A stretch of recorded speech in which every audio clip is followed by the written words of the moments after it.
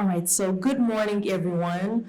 My name is Staff Sergeant Whittlesey, and I have the absolute pleasure of being the founder of MilTalk, and I appreciate each and every one of you all for coming out and for participating today. I hope that you find something worthwhile. I hope that you find something that kind of just moves in you, because that's the whole point of MilTalk. MilTalk was founded on the premise of resiliency, where it was founded to show everyone that there's another way out, because BAMC has been inundated over the past few years with COVID, with all of these social environmental changes. So this is a way to just kind of find your stride, find a way to kind of be resilient in each and every day, in your daily task, I should say. So I appreciate each and every one of you all for coming out. Let's see. We would like to first thank Colonel Stackle here at BAMC Command. We would like to thank Colonel Adair and Colonel Bills for coming as well as Colonel Davis and Colonel Herman. Thank you all for your support in MilTalk. Thank you all for just showing up and being a part of it and participating. So I greatly appreciate that. Without further ado, we're going to go ahead and go into the introduction. Good morning, everyone. I'm Lieutenant Colonel Kayla Vickers. I'm the Chief of Business Operations here at BAMC. So 46 is the number of years served by our speaker today, a feat only few have achieved in the United States military. He is the longest serving airman in the United States Air Force and the longest serving African American in the history of the United States Department of Defense. With decades of experience, having served in the military soon after the passage of the Civil Rights Act, Major General retired Alfred K. Flowers is filled with knowledge and gems that will assist us on our journey of resiliency. Raised in Jones County, North Carolina, General Flowers began his life as a sharecropper and is well-versed in growing tobacco and corn. In 1965, with the signed permission of his grandmother, General Flowers enlisted in the Air Force at the age of 17. He began his career as a supply management specialist, then an air transportation specialist, and then an accounting specialist. Tech Sergeant Flowers went on to complete his bachelor's and master's degrees, and with the newly selected rank of Master Sergeant, was selected to attend the Air Force's Officer Training School.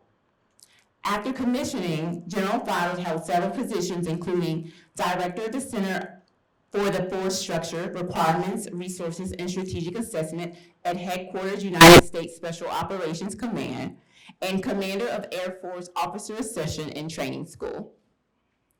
His last position was the Deputy Assistant Secretary for Budget, Office of the Assistant Secretary of the Air Force for Financial Management, and Comptroller in Washington, D.C., where he managed a $119 billion budget.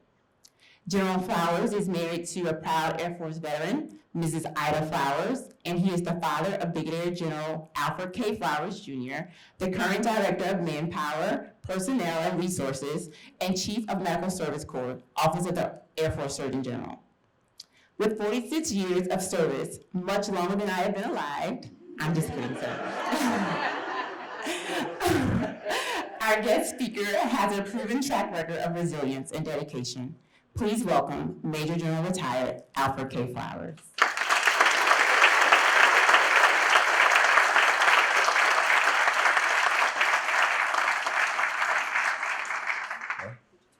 I didn't turn it off. Is it still on? All right. Okay. I didn't turn it off, so it's still on. Well, good morning.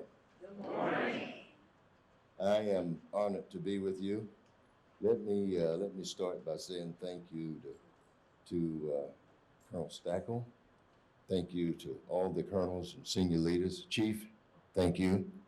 Thanks to, if there be any senior civilian, there are no general officers in the room, I don't see any. That doesn't mean there aren't any, I just don't know. You might be disguised in civilian clothes. But if there are any, thank you for being here. To all the senior enlisted, senior civilians, everyone. Contractors, if there be any, thank you for being here. And more importantly, thank you for what all of you do. What all of you do to take care of the troops, what all of you do to take care of old geezers like me, some of us that they allow to come back in the system for some things. I feel like I've seen a lot of those operating rooms in this building. I've had a hip and a knee replaced here and another hip replaced in Portsmouth, Virginia. So I've seen some of the aspects of what you do, and I thank you for what you do very much. I was asked to speak about my book. I'm not going to speak about that book. I'm going to speak some about what's in the book, but more importantly, about how you transition, how do you navigate a military career, and some of the things that I learned from spending all those 46 years, 5 months, and 21 days on active duty. But who's counting? You don't have to count, they do it for you on your 214. So I'm not counting, I'm just reading the 214. They told me that, and I just keep saying it. So you can do the same. For those of you that has gotten the 214 yet, I was talking to a lot of the psychology residents here, interns, some coming, some going. And I asked them all if they're on the 30-year plan, Colonel. And they looked at me and said, I don't know. What do you mean you don't know? You ought to know. They said, well, we'll see. We'll take it a year at a time. I said, well, that's a good plan. Just try it 30 times. You know, we're all on that 30-year plan. Some of us couldn't figure out how to get off that plan at 30 and kept going. You'd ask my wife, how in the world does he stay so long? And she'll say, because he wasn't smart enough to leave. Some days I agree with that, some days I disagree. But it was a great experience, and I enjoyed every minute of it. I only worked 1 year, and that was a year in Vietnam, all of 1968, when we were doing some very humble things with moving bodies and transfer cases and body bags. But that was a bad experience, but we got through it. So what was the purpose of that book that I wrote? Some of you have it. If you have it, thank you for having it. I hope you will read it, find the time somewhere along the way to read it. But the purpose of that book was to inspire, motivate, and share leadership nuggets that I've learned over all those years that Sergeant Whittlesey talked about, 46 years, and the Colonel talked about. But before we get too far, let me take a minute to congratulate Sergeant Whittlesey. Where are you?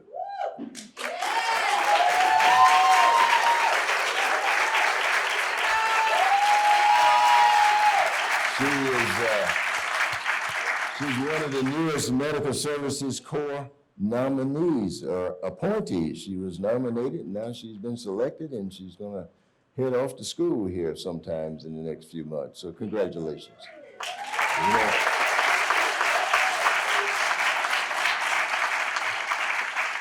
That was one of the programs that turned me down. I wasn't good enough. And last year they asked me to come back and speak at the old Geezers convention, and I had the opportunity to tell them how I felt about it a few years later. But congratulations, it's great. Wonderful, wonderful, wonderful. So I'm going to talk a little bit in the presentation that I'm going to go over with you this morning, and I want it to be interactive, and after we finish, I'll leave time for Q&A. Please ask questions if you have them, but my presentation will be similar to the conversation that the individual had with their seventh spouse. It ended with, I won't be keeping you long. And we won't be keeping you long. But what I want to do over this short period of time is I'll share a little bit more about my background. Now, you've heard some of it, but I won't go into a lot of it. I want to talk about the enlisted journey, some of the officer journey. I have some leadership thoughts that I'd like to leave with you, and talk a little bit about life after retirement, some of the things that we're doing now for veterans and families with serving on 9 nonprofit boards. I'm chairing one that we're very proud of what we're doing called Resiliency, and I'll share some of the things that we're doing there, but it's all related to veteran suicide prevention. Too many veterans are dying by suicide every day. And, DOD and VA has been doing great work, continue to do great work. Now corporate America and nonprofit and philanthropic world is coming to the fight. And it's a program called Face to Fight that I'll talk to you a little bit about and share with you. And then we'll wrap it up. You already heard, I was born into poverty in the late 1940s to teenage parents. My mother was 18 years old when I was born, and my dad was 16. Do the math. I said my dad was 16 when I was born. Subtract 9 months from that, and it might have been 15 and something. I don't know. But it was kids doing bad stuff, and I'm a result of it. Okay? So that's how I came into the world. You know, I talk about, I do a lot of legacy speeches, and I talk about legacy in 3 phases. The legacy you receive, the legacy you live, and the legacy you leave. That was the legacy that I received, coming into the world. Teenage parents who were children themselves. They gave me to my grandparents, my mother's parents, to raise, who were sharecroppers. And my grandmother told me lots of stories about bringing me home from the hospital in a shoebox. I was premature, less than 3 pounds, came home in a shoebox. My first 4 years of school, believe it or not, if you read it in the book, it's all true. It was an old 2-room house. Had 2 rooms, divided right down the middle. We had 2 grades in one room, 2 grades in the other room, and it was, I learned about self-paced education before it was popular, because they give you the books, and as fast as you could go, they would let you go. At the beginning of the 2nd year, I was started the 3rd grade, and my grandmother says, well, you know, you're not as smart as you think, so we're going to let you do the 4th grade and every other grade afterwards.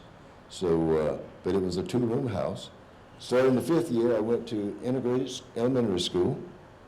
I never, ever went to a integrated school in my life until I came into the military. All the schools were segregated.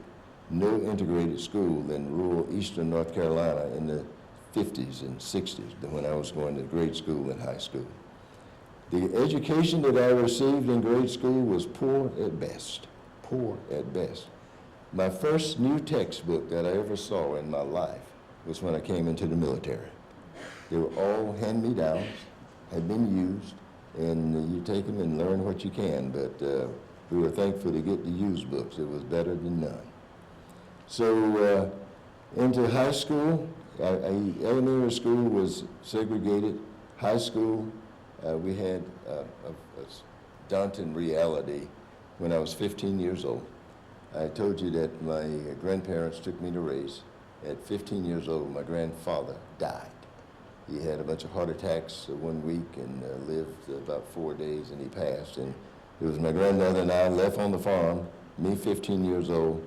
She was about 60 at the time. And what her goal was for me was to finish high school and to go to college. Well, it was a noble goal. She meant well. But she didn't know that you needed money to go to college, and we didn't have any. I had no money at all to go to college. My high school counselor called me in the 12th grade, and he says, hey, guys, there were 6 of us. He said, you guys are pretty sharp. I want you to take my whole station wagon. I'm going to loan it to you. I even fill up the tank with gas, and Flowers, you drive. I want you guys to drive 70 miles from where we were going to high school to Raleigh and take the NROTC, the Naval Reserve Officer Training School exam, and see if you can get a naval scholarship to go to college. We went, we took, and all 6 of us failed. Every one of us failed. So we came back and said, hey, that didn't work. So that was my really first big failure. And I learned then, at a very early age, that failure is reality. We all have, we all will, and we will fail again. It's life. But I believe that when you fail, you should fail forward, get up, and move on. Don't fail, fall backwards and lie in your failure and talk about it and moan and groan. You just lie there and die if you do that. Fail forward when you fail. So without any money, the military became the way out for me. It was a way out of a bad, bad, bad situation. We were so poor that some years I recall my grandfather coming home after we'd harvested all the tobacco, all the corn, all of everything that we grew, we could sell. And he would say to my grandmother, I still owe the landlord $300. We'd worked all year and made nothing, but that was life. That was life. So the military became the next journey for me. And I take the word journey and turn it into an anagram. And I want to share with you what that anagram is for me. The word journey, Journey, just opportunity to understand, gain respect, work with noble people with high moral values, achieve excellence, and yield a successful life. That's what journey became for me. And that's how I define journey today. I don't know what it means for you, but I just wanted to share that with you. So entering the Air Force at 17 years old, I couldn't come in on my own. My grandmother had to sign for me to come in. She reluctantly did so. When I left home to go to the MEP station in Raleigh, North Carolina, she was sitting on the porch and she said, "You'll be back because you won't pass the physical portion." She was hoping that I didn't pass so I could come back.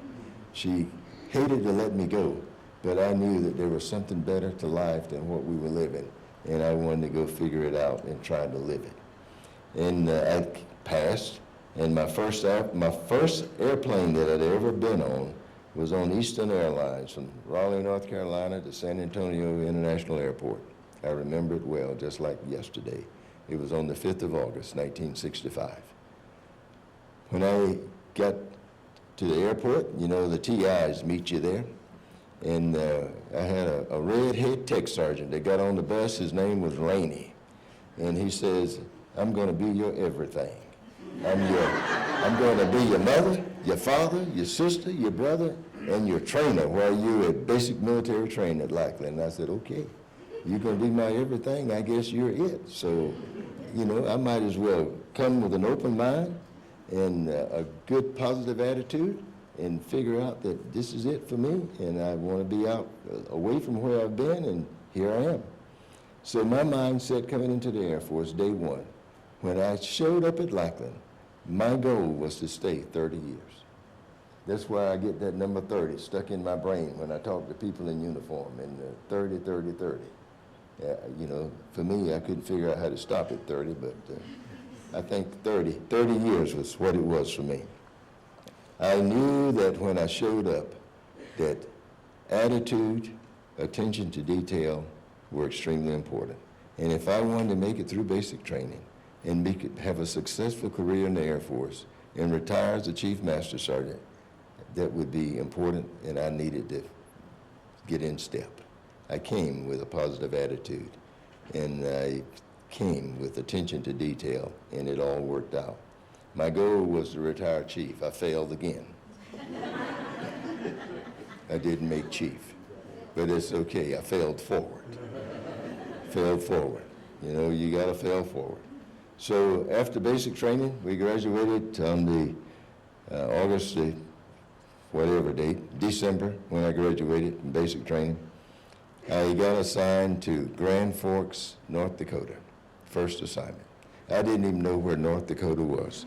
Those ragged textbooks that I had, I couldn't recall the geography one and a picture of where North Dakota was on the U.S. state map. But I figured out where it was very quickly. I came into the Air Force as a supply warehouseman. Did not go to tech school, went direct duty. They called it DDA. Went direct duty to Grand Forks, and everything was on-the-job training. My attitude when I showed up at Grand Forks, North Dakota, was learn fast, perform well, keep a good positive attitude, accept the challenges, and become a leader. That's the mentality that I started with at 17 years old. Early career results from that attitude, things went pretty well. My on-the-job training went remarkably well. I upgraded ahead of time to my skill level. The 5 level was the skill level at that time. After 2 years, they took a bunch of us that they brought into supply in 65, in 1967, and they said, "Hey, we're going to retrain all you guys. You're going to go to Shepherd and become air freight specialists, and guess what? You're not going to be going to a cold place. We're going to send you to a warmer place." I ended up at Da Nang Air Base, Vietnam, January 1968. It was under attack when the plane landed, and it was under attack every day for the next 12 months. I was there for all 5 of the Tet offensives, and it's an ugly scene. But thank God we survived and came out of Vietnam and retrained into finance. Things continue to go well. Made staff sergeant in 4 years. I thought I was going to die as staff sergeant. It took me 7 years to make tech sergeant. And when I made tech sergeant, I had already completed my degree, was about to start working on a master's degree. And I made tech sergeant. 2 years later, I got a line number for master sergeant. Still hadn't been commissioned yet. But I had the opportunity to get a commission, but I'll tell you what happened. So I've had as an enlisted man, some significant events in my life, significantly emotional events, and I've had some disappointments. That's what life is. We all have successes. We all have disappointments. We adjust and move on. And all these psychologists are looking at me like, wait, this guy might be a little bit nuts. We might have a case study here. You don't. So as an enlisted person, I was fortunate enough to earn an associate degree, a bachelor's degree, and then 10 years into my enlistment in 1975, the first time I applied for officer training school, I was selected, and I waved it off. So why did you wave it off, Flowers? I waved it off because my wife was on active duty. She had an assignment to Crete, Greece, and we had a 4-year-old son. The response that I got on the joint spouse was, you can go to OTS, she can go to Greece, and I can tell you now we can't put you together so y'all can figure it out. We did. I figured it out pretty quick. I went to Greece with my wife and son. That was an easiest solution.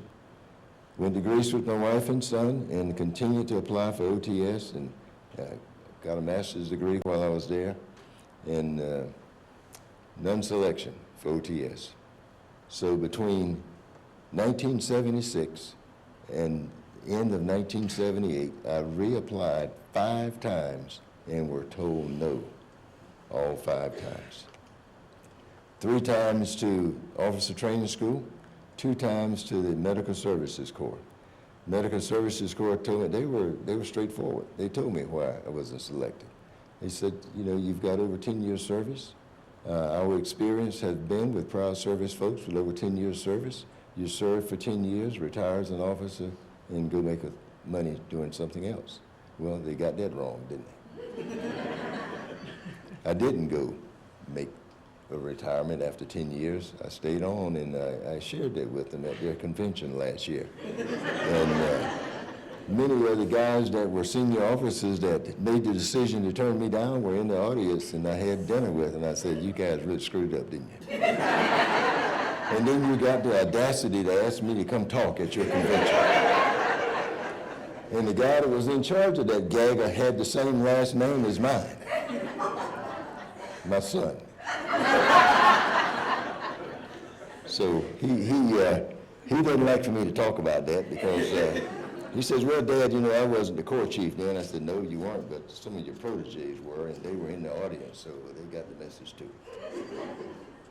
So, you know, this MilTalk is about staying resilience. And let me just share with you what I think staying resilience is and what it was for me. I shared with some of the successes, some of the failures that I've had over my career, but the thing that helped me bounce back every time is, number one, I have the attitude that you never give up. You might give out. Don't give up. Never give up. Do your best at everything that you do, whatever that is, be the best. Perform well. Know that it's not about you. It is not about us. It's about others. We invest in others, and they will take care of us. It's not about us. You got to trust yourself. You got to trust others. If you don't trust yourself, likely you may not trust others, but trust yourself and trust others. Watch the elephants, the big things, but kill the gnats. It's the little things. The gnats will fly in your eyes and water. You can see the elephants, the gnats. Pay attention to the small stuff. That's what take you down most of the time. kill the gnats. Watch the elephants, but kill the gnats, and keep your eye on the ball. That's what helped me to stay resilient and to bounce back when things weren't going my way. When I got all those letters that said, "We regret to inform you that you were not selected," that didn't get me down. I said, "I regret to tell you that you're going to get another application." So, I hope you understand where it's coming from. That's what resilience is for me. So that was the enlisted career. Let me share a little bit of the officer career with you, and then we'll move into some other things. And I'll wrap it up and answer some questions if you've got some. Officer career was very similar, challenging and successful. I've had some challenges, and I've had some successes. I had the opportunity to serve at the wing level, to serve at the MASCOM level, to serve on the air staff, serve on the joint staff, to serve as the J8 at U.S. Special Operations Command Headquarters in Tampa, serve on the Air Force Secretariat, 5 tours in Washington, D.C.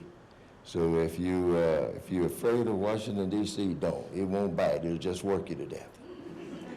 You know, I encourage everyone. I went to Washington, D.C. to the air staff the first time as a brand new captain. I couldn't even find my way to the office next door. I left out of the office that I was assigned to the first week that I was there. I was supposed to be going next door, walked all the way around the building. All you got to do is turn the wrong way and keep walking. You walk all the way around the building, and it's a big building. But there are some uniquenesses to my career. You know, some people will tell you, well, watch this person and what they did and try to emulate what they did, and you'll have a successful career. I'm not from that camp. I believe that they're all different. Every one of them are different. I think you need to do the best that you can. You know what is expected in your career field. Do what's expected. Do your best at it. Perform every day that you show up for work, and it'll all work out. Sometimes it works out better than others, but it'll work out. So some of the uniquenesses that I had in my career was quite different. Some of you will say, how in the world can that be? But I never commanded at the squadron, group, or wing level. I was never a commander of any of those. Every time it was time for me to go do that, it was the right point, and I'd meet aboard. Our senior leader in Washington, the 2-star, would call me and say, "Officer Flowers, time to come back to the mothership." So I was back to Washington. That's how I ended up doing that 5 times, 12 years in Washington, D.C. Never had the opportunity to command at any of those levels. My first command was as a 1-star, as a center commander, first time. That followed up with a numbered Air Force command, 2nd Air Force. So there's a good example. It may not, a lot of my friends who went on to be general officers, one of them went on to be a 4-star, proud service, commanded at every level, squadron, group, wing, center. I didn't do any of that. If my career had followed his, I don't know where I would have ended up, but you know, I'm thankful that I had the opportunity to command at the levels that I did as a 1 and 2-star. And you know, you can't plan your career and where you will be at various points in time and what you will be doing. I wish it was that easy. If it was, everybody would do it. It's not that easy. Just do your best every day, perform, do what is expected, and it'll work out. And to take care of the people, that's the best thing you can do for yourself and them, is take care of them. They'll take care of you. One of the things that you got to know, everybody in the military is going to be taken care of. You take care of the people, they'll take care of you. If you don't take care of them, they'll take care of you. It just won't be like you expected. There you go. You're going to be taken care of one way or the other. So it's up to you as to how you'll be taken care of. It's how you take care of them. They're going to take care of you one way or the other. So some leadership nuggets that I want to leave with you that I embrace. And you've all heard this a million times, and there's nothing new here, nothing new. But this is something that we ought to repeat it every opportunity we get. People, people, people are our greatest asset. Take care of the people. It's not about me, it's all about others. Attitude is extremely important. I believe, Al Flowers believes, that if you've got a bad attitude, you're going to have some low altitude. If you're going to have low altitude, chances are you may have a crash, and it may be a career that crash. Attitude, attitude, attitude. I don't know anybody with a bad attitude that I want to be around. I know a lot of people with great positive attitudes that I love to be around because they inspire me, and I want to be like them because of that infectious, positive attitude. But I don't know anybody with a bad one like that. If you got a bad attitude, man, you need to stay away from me. I worked for exec for a one-star who told me one time, I remember it vividly, I was a major. He says, Al, he said, you know where a bad attitude belongs? And I looked, amazed and astounded. I said, no, sir. He says, on a pair of pants that you're going to take off and burn. That's where a bad attitude belongs. Put it in your front pocket and burn the clothes that you put it on. Attitude, attitude, attitude. Performance is paramount, and servants. Servants are who we are. Servants are who we are. That's what we do. That's the business that we're in, to serve this great nation. And in the medical world, to serve humanity and people in this great nation. So servants are who we are. If there's any doubt in your mind who you are, look up the word servant, and that's who you are. And I hope no one is fighting with it and want to change the definition. So I believe that servant leaders like we are, there's some uniquenesses about servant leaders and some things that they all do. Number one is they set the example. They communicate clearly. They inspire others. They assume risk and give credit. Assume risk and give credit. It's not if it works out okay, then I'll give the credit. As a leader, it's yours whether it works out okay or not. If you're in charge, you're in charge. Good, bad, or indifferent, it's yours. So that's just the way it is. I believe that servant leaders know that failure is a reality. You're going to have failure, but you fail forward. Get up and move on. We've all had failures in our lives, in our career. If you haven't, hang on. You will, I guarantee it. Leaders ought to prepare to be lonely. It isn't always jolly at the top as a leader. There are going to be periods of loneliness. You say, well, I got my family. You got your family, but you got a bigger family. All those that you lead, mentor, guide, and serve with, that's your family also. Prepare to be lonely. It will happen. And all these psychologists look at me and say, yeah, and come see me. I can help you feel better. Never, ever, never, ever miss an opportunity to say thank you. The power of thank you is amazing. It works for people because we are all human beings and we like to know that we're appreciated, and thank you is a way of doing so. So I'm going to share one more anagram with you, and then I'm going to move on and we'll wrap up and have some questions.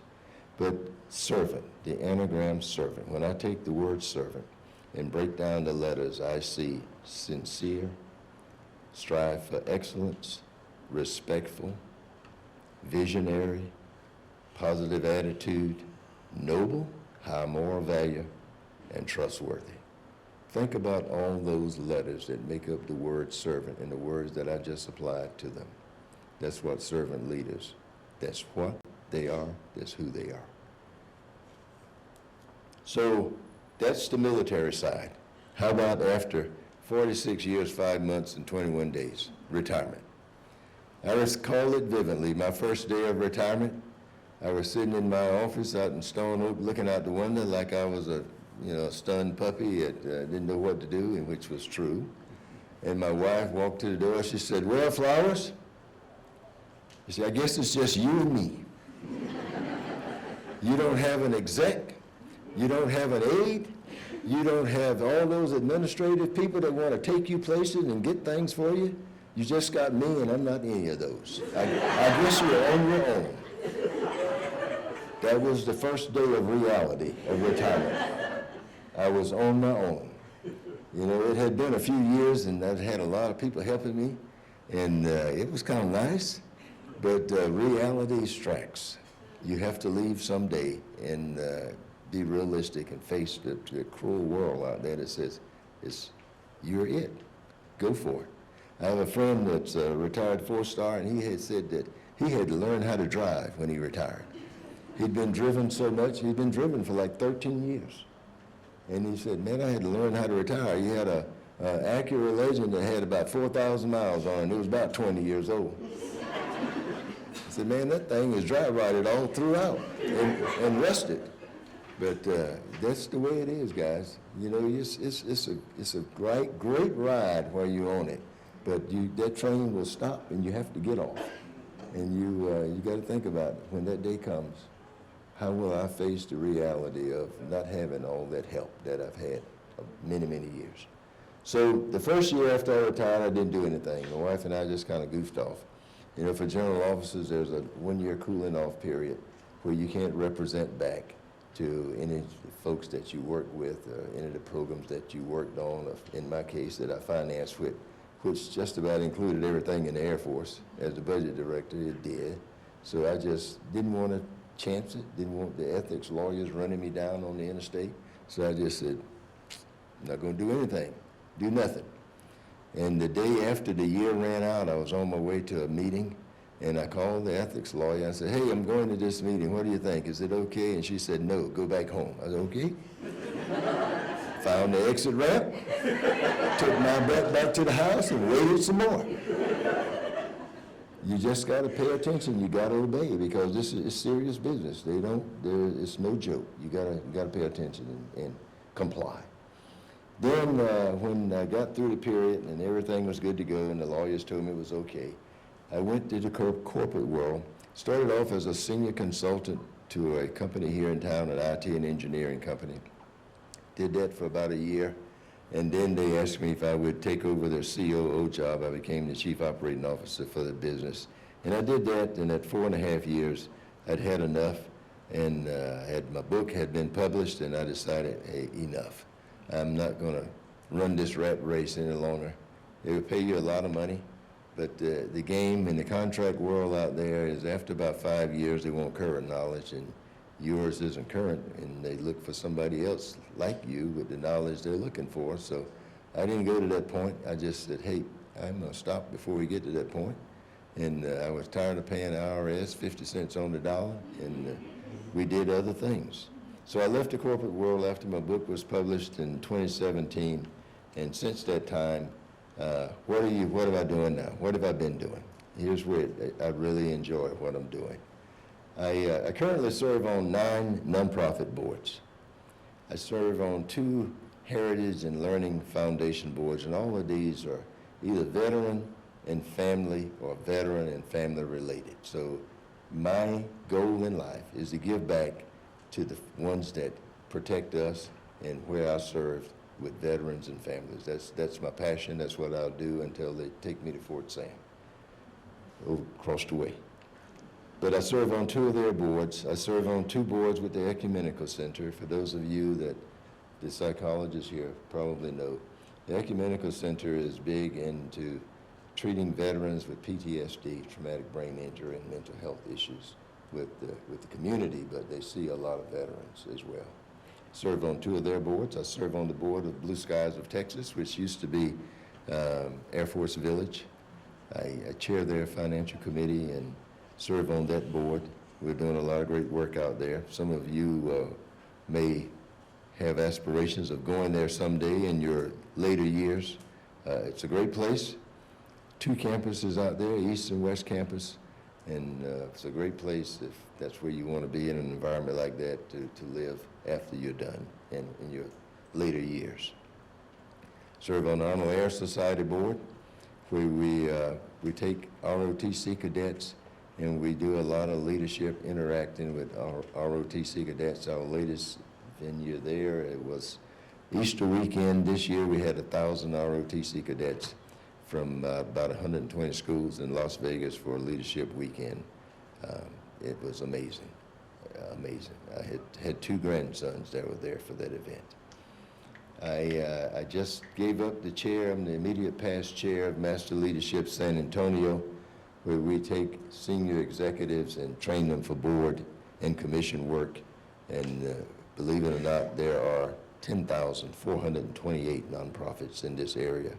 And Master Leadership San Antonio has graduated 928 executives that are serving on boards here, and they're giving back about 130,000 hours a year into the nonprofit leadership world. Vaughn is a recent graduate of Master Leadership San Antonio in the class that just graduated.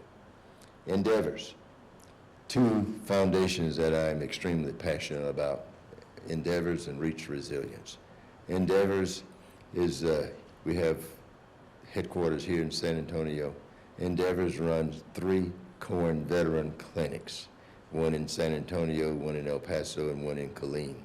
We run a wellness center, veteran wellness center over on 6363 De Zavala. And we're building a veteran wellness center in El Paso as we speak that will be operational late next year. Endeavors has been in the business since 1969, for 53 years, helping families and communities that are in trouble that need help. They do a lot of work with homelessness, veterans, PTSD, traumatic brain injury, mental health issues with veterans.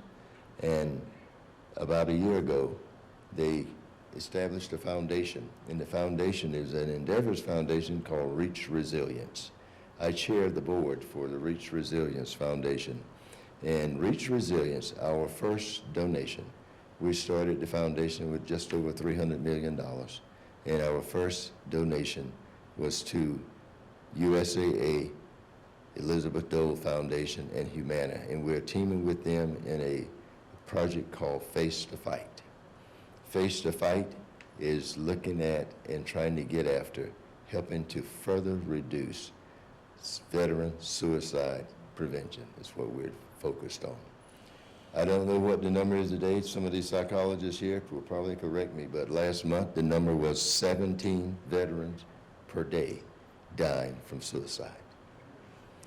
A lot of people think that it's because of mental health issues, PTSD, and other mental health issues. That's some of it. You guys correct me if I'm wrong. But a larger part of it is not mental health.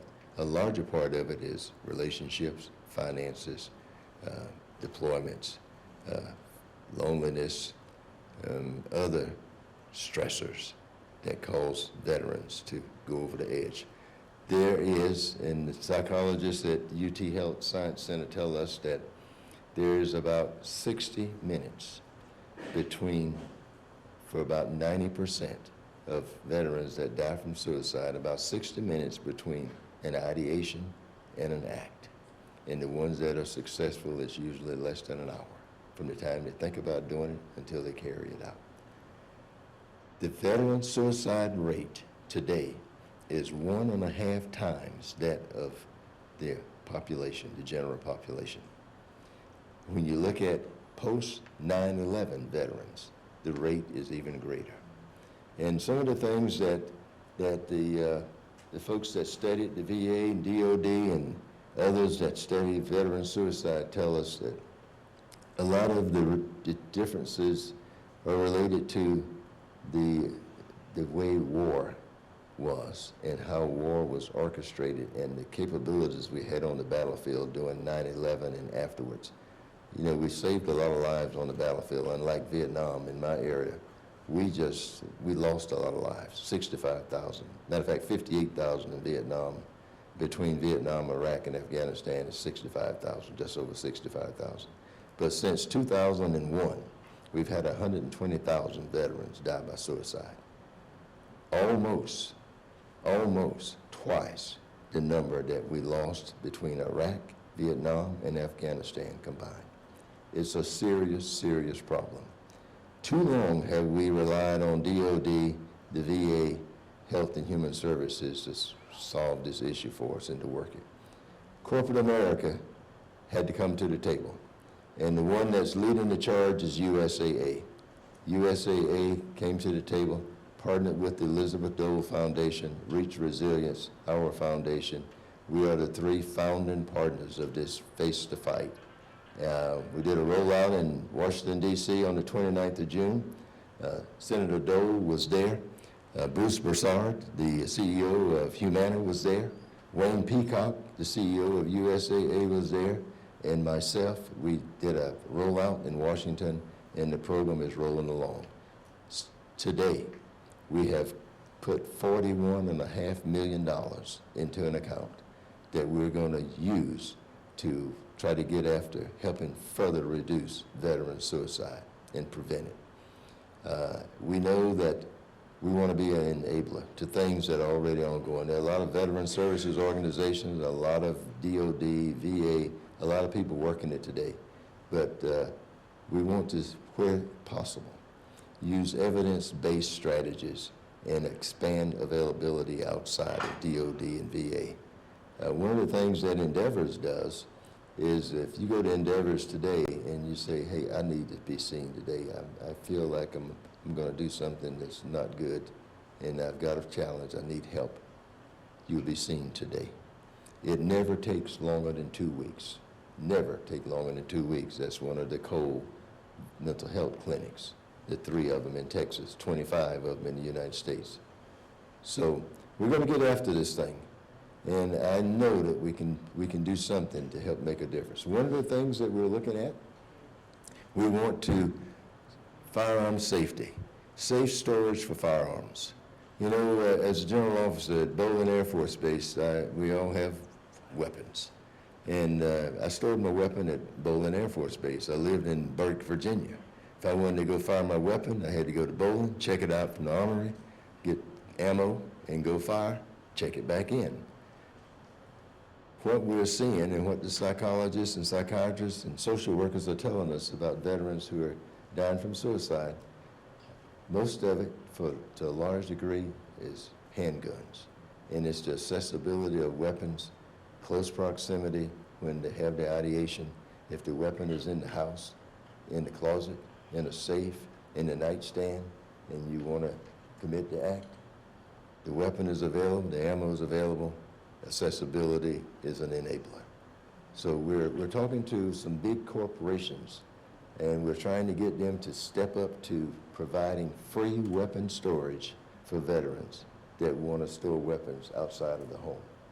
So more to come on that. It's the program just rolled out on the 29th of June. We've got a long way to go, but we've got a lot of money we're putting on it. We're not just throwing money on it. We're throwing money at evidence-based strategies that we know work and trying to increase availability in those areas where we know that things are working. So please stand by, more to come on Face to Fight. So with that, you know, I have successfully failed retirement. If you hadn't figured it out, I'll share it with you right now. I have successfully failed retirement. And what I've done over the last few minutes, I've shared a little bit of my background, some of the enlisted background, some of the officer. I talked about staying resilient, how it worked for me, and some leadership nuggets we shared, and we've talked about life after retirement. So as my wife would tell me in something like this, she said, Flowers, when you do these things, you ought to have an effective introduction, you ought to have an effective ending, and they ought to come close together. We've tried to do that. Thank you. Okay, if someone's got a question, I'll try to have an answer. If not, I'll tell you I don't have one, but we'll find you one.